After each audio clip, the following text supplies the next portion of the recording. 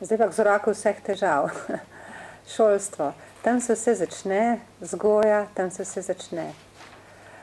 Mi smo pogledali pravzaprav ne posamezen segment šolstva, stopnjo šolanja, ampak praktično kar šolstvo od sebe da. Ves čas poslušamo ustvarjati nova delovna mesta. Ja, ampak ustvarjali jih bodo samo ustvarjalni zaposleni. Mi si želimo družbo ustvarjalnih ljudi, ki živijo v duhovni in materialni blaginji. Če pa bomo imeli ustvarjalne ljudi, je pa odvisno od šolanja. Le ustvarjalen učitelj lahko pomaga k razvoju ustvarjalnih otrok, učencev in dijakov.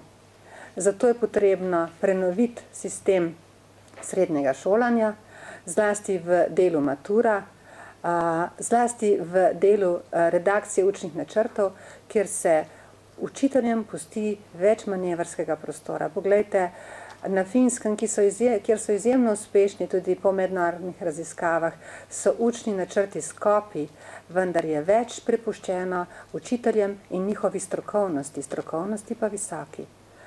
Tako da ustvarjalen in avtonomen učitelj bo lahko pripeljal tudi do ustvarjalnih učencev in dijakov, ki bodo potem vstopali na univerze, tja, kjer bodo pač univerze povedale, kakšne srednješolce oziroma kakšen kader si želijo.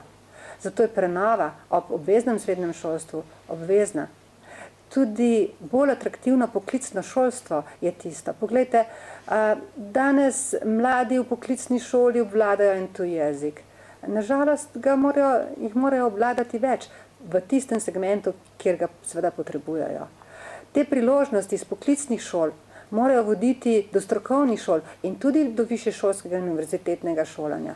Poklicna šola sama po sebi ne sme pomeniti, da se bo nekdo tam ustavil. Nekdo se bo, nekdo pa ne. In te vse poti je potrebno odpreti. Fleksibilnost našega šolstva je izjemno pomembna. Pa seveda veliko govorimo o vzgoji.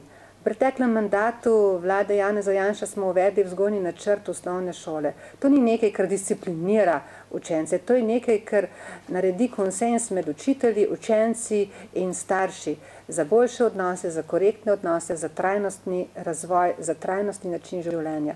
To je potrebno vnesti tudi v srednjo šolo. Mi imamo nažalost preveč alkoholizma in tudi droga je prisotna pri naših mladih in seveda brezup.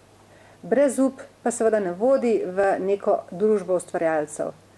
Eno z drugim, o prenovi šolstva in tudi vzgojna funkcija in pa seveda tudi nova vloga podpornih inštitucij, kot je ta trenutek Zavod za šolstvo in še mnogo drugih, je tisto, kar bo naše šolstvo naredilo bolj kakovostno. In samo kakovostno šolstvo in pa predšolska vzgoja pelje k ustvarjalnemu človeku, ki bo v današnjem svetu najdu med mnogimi izzivi pravi svoj izziv in ga bo zmožen tudi zamenjati, takrat, ko bo to potrebno. Ustvarjalnost je tista, ki nas bo popeljala do ustvarjanja novih mest.